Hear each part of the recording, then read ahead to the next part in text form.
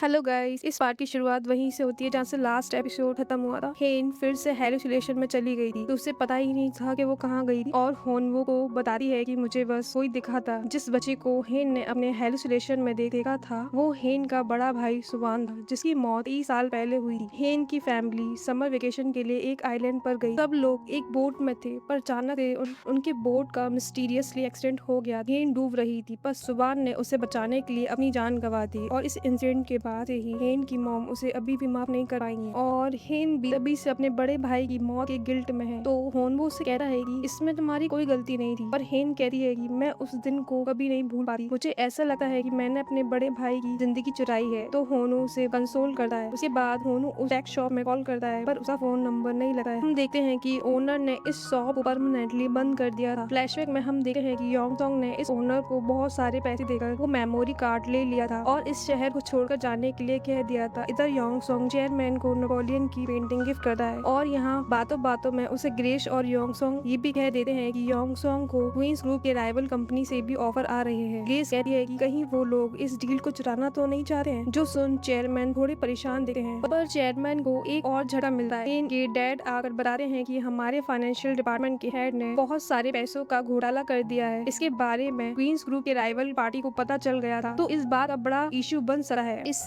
Queen group का बहुत नाम खराब होगा और इनके जो बड़े बड़े इन्वेस्टर्स हैं शायद इस न्यूज के बाहर आने के बाद इन्वेस्टमेंट तो वापस लेंगे ही, क्वीन ग्रुप से स्टॉक प्राइस भी बहुत ज्यादा गिर जाएंगे। तो चेयरमैन उस गद्दार को पकड़ने के लिए कहते हैं जिसने ये इन्फॉर्मेशन लीक की है। इधर श्योरली गो खेलने के बहाने जानबूझकर उनके टेबल के साइड में लगा हुआ ट्रांसमीटर दिखाती है। इसी के साथ सभी के घरों की छानबीन भी कराई। अब श्योरली किसी किस तरह से मिली हुई है ये तो हमें आगे ही पता चलेगा। पर इधर हेन के रूम की छानबीन करते हुए उसके टेबल के ड्रॉयर में ही ट्रांसमीटर का रिसीवर मिलता है, जिससे सभी लोग हैरान रह जाते हैं। हम देखते हैं कि ये सब कुछ योंगसोंग अपने रूम में बैठकर आराम से देख रहा था, क्योंकि जिसने जो नेपोलियन की पेंटिंग चेयरमैन को गिफ्ट किया हुआ था उसमें कैमरा तो लगे ही हुए थे। साथ ही साथ बटल ने होनू के रूम में सीक्रेट कैमरा भी लगाए थे, जिससे हमें समझ आता है कि ये सारा प्लान योंगसोंग का ही है और वो होनू को इन सब में फंसाना चाहता है। उसी ड्रॉयर में उन्हें एक हाई डिस्क भी मिलता है, जिसमें अंदर क्वींस ग्रुप की फाइनेंशियल हेड की बहुत सारी कॉल रिकॉर्डिंग थे। जब वो किसी के कहने पर कंपनी में घोटाला कर रहा तो उसके घोटाले की पूरी लिस्ट मौजूद इस हार्ड डिस्क में। अब ये देखकर तो चेयरमैन को बहुत गुस्सा आता है, क्योंकि उन्हें तो बिलीव हो गया था कि होनू ही वो गद्दार है जिसने घोटाले की इंफॉर्मेशन उनके राइवल कंपनी को दी। होनू पे कोई डाउट तो नहीं करना चाहता था, लेकिन सारे सबूत उसके खिलाफ थे। हेन की मॉम उसे कॉल करके इन सब के बारे में बताती है। हेन को तो बिलीव ही नहीं होता है, कहती है कि हम लोग अब्रॉड हैं, तो हो सकता है किसी ने छुपकर होनू के रूम में वो सब कुछ रख दिया हो ताकि वो होनू को फंसा सके। इसलिए पहले सारे सीसीटीवी फुटेज चेक करो कि हमारे रूम में कौन कौन आया और कौन गया। बिना किसी प्रूफ के बकवास मत करिए, ये बोलकर वो कॉल कर देती है एंड फोन स्विच ऑफ कर देती है। इधर होनवो अपने दोस्त योंगसोंग को टेक शॉप में भेजता है मेमोरी कार्ड को लाने के लिए, और उससे पता चलता है कि शॉप तो परमानेंटली बंद हो चुकी है। एंड वो कहता है कि मुझे लगा ही था कि ऐसा कुछ होगा, इसलिए मैंने अपनी कार उनके शॉप के सामने ही पार्क कर रखी, क्योंकि उसके शॉप के सामने ही पार्किंग लॉट था। तो योंगसोंग से उसके कार का डैश कैम फुटेज निकालने के लिए भेजने के लिए कहता है एंड वो होटल की ओर जा रहा है। होनू आता है तो हेन उसे भी कहती है कि मेरी फैमिली का कोई भी कॉल आए पिक मत करना। उसका भी फोन स्विच ऑफ करवा दे रही है। रीजन पूछने पर हेन उसे कुछ नहीं बताती है। इधर वॉमजा को अपनी डिटेक्टिव से पता चलता है कि जो श्योली बन के इतने सालों से उनके साथ रह रही है उसका असली नाम सुनिंग, जिसने अपना नाम बदलकर श्योली रख दिया था। वो जब 4 महीने प्रेग्नेंट थी तब उसे जेल हुआ था और जेल में ही उसका एक बेटा हुआ था, जो सब जानकर वंजा हैरान होती है। इधर होनू का रूम चेक करते हुए उन्हें एक लॉकर मिल जाता है। उसको चेयरमैन खुलवाते हैं तो उसे होनू का बनाया हुआ डिवोर्स पेपर मिल जाता है। देखकर चेयरमैन और हेन की मॉम तो बहुत ज्यादा गुस्सा हो जाती है। इधर हेन के टेस्ट का रिजल्ट कल आने वाला था, इसलिए वो कहती है कि अभी मुझे बहुत सारे लक की जरूरत है, क्योंकि कल ही पता चलेगा कि मैं ठीक हो सकी हूँ या नहीं। तभी हेन का कबाब खाने का मन होता है, तो वो खुद नॉर्मली लोगों की तरह लाइन में लगकर कबाब खाना चाहती थी। तो होनू कहता है ठीक है तुम लाइन में लगो, मैं अभी आ रहा हूँ। ये कहकर वो भागकर लक की पत्ते बेचने वाले के पास जाता है और उसके सारे पत्ते खरीद लेता है। इसको वो एक बुक्के की तरह बनाकर हेन के लिए लाने लगा है। इधर हेन के घर पे बटलर ग्रेस आग में घी डालने की तरह का कहती है कि होनू का दोस्त योंगसोंग डिवोर्स अटर्नी है और वो क्वींस ग्रुप के राइवल कंपनी की लॉ फर्म में काम कर रहा है। बस इन दोनों को बात वो ग्रेस लीक कर देती है। इससे ग्रैंडपा को तो फुल भरोसा हो जाता है कि हमारी इन्फॉर्मेशन लीक करने वाला होनू ही है और वही हमारी फैमिली को धोखा देना चाहता है। इसीलिए वो अभी उन दोनों को कॉल करके बुलाने के लिए कहते हैं। इधर होनू भागकर हेन के पास आ रहा था। ब्रिज के पास उसे वो लॉक भी मिल जाता है जो उन्होंने यहाँ 3 साल पहले लगाया था, तो वो उसकी फोटो खींच कर हेन को दिखाने के लिए आता है। तो इधर हेन कबाब खरीद कर आ रही थी। होनू को कॉल करने के लिए फोन ऑन कर दिया है, तभी उसकी मॉम एंड डैड का कॉल आने लगे हैं और हेन उनकी कॉल नहीं उठाती है। तभी रोड के दूसरी ओर उसे होनू दिखता है तो वो रास्ता पार करने के लिए रेड लाइन होने का वेट कर रही। तभी हेन को उसकी मॉम होनू डिवोर्स पेपर का फोटो खींचकर भेज देती है। इसे देखकर हेन शॉक रह जाती है। रेड लाइन हो जा रहा है तो होनू रास्ता पार करके हेन को लकी पतों का बुके देने आ रहा है और हेन उसे फेंक के गिरा देती है। होनू पूछता है क्या हो गया तो हेन जो इस डिवोर्स पेपर को देखकर बहुत ज्यादा टूट चुकी थी उसे देखकर कहती है कि बताओ ये झूठ है, बोलो इस पे तुम्हारी साइन नहीं है। होनू जवाब में कहता है इसे और झूठ नहीं बोलना चाहता था। उसे बता देता है कि हाँ इसे मैंने ही बनाया था, आई एम सॉरी, मैं सब कुछ सच बनाने वाला था। और हेन और कुछ नहीं सुनना चाहती थी। वो ये सुनकर बहुत ज्यादा टूट चुकी थी। इसी के साथ इस एपिसोड का एंड यही होता है। तो मिलते हैं नेक्स्ट एपिसोड में कि आगे क्या होता है। इसी के लिए देखते रहिए। अगर आपको ये वीडियो पसंद आता है तो प्लीज लाइक करिए और चैनल को सब्सक्राइब